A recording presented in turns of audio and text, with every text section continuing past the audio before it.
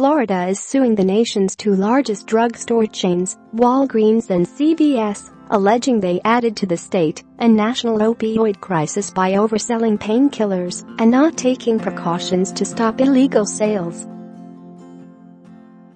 Attorney General Pam Bondi announced late Friday that she has added the companies to a state court lawsuit filed last spring against Purdue Pharma, the maker of OxyContin, and several opioid distributors. Bondi said in a press release that CVS and Walgreens played a role in creating the opioid crisis. She said the companies failed to stop suspicious orders of opioids and dispensed unreasonable quantities of opioids from their pharmacies. On average, about 45 people die nationally each day because of opioid overdoses, according to the Centers for Disease Control and Prevention. "We will continue to pursue those companies that played a role in creating the opioid crisis," said Bondi, who has been mentioned as a possible replacement by President Donald Trump for recently ousted U.S. Attorney General Jeff Sessions. Scroll down for videos. Thousands of Floridians have suffered as a result of the actions of the defendants. CVS spokesman Mike DeAngelis called the lawsuit without merit in a statement Saturday.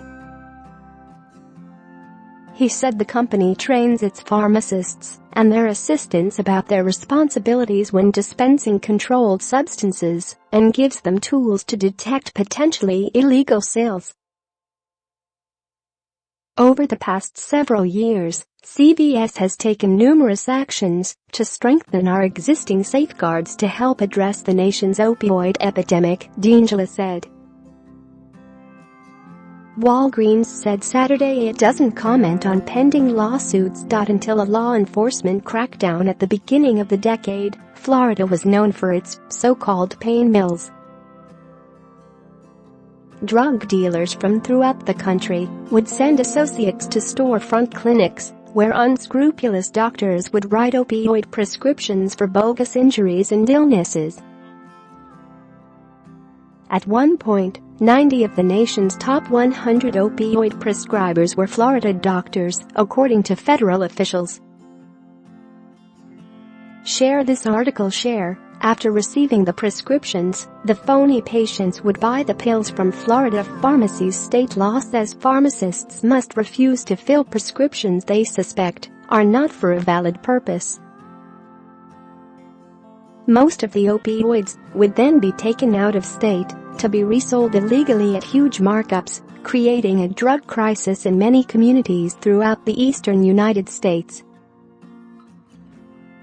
According to the lawsuit, Walgreens has dispensed billions of opioid dosages from its Florida pharmacies since 2006. The Illinois-based chain is the nation's largest drugstore chain and has more than 13,200 stores globally. The company distributed 2.2 million opioid tablets from its store in Hudson, a Tampa area town of 12,000, and in one unidentified town of 3,000, sold 285,000 pills in a month, the lawsuit says. In some stores, its opioid sales jumped sixfold in 2 years.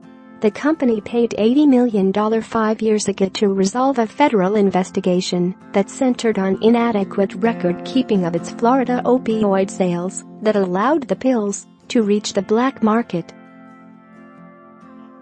Florida's accusations against CVS were more general, saying it sold 700 million opioid dosages between 2006 and 2014, including outsized sales in Hudson and 2 other nearby towns. The Rhode Island-based chain has more than 9,800 stores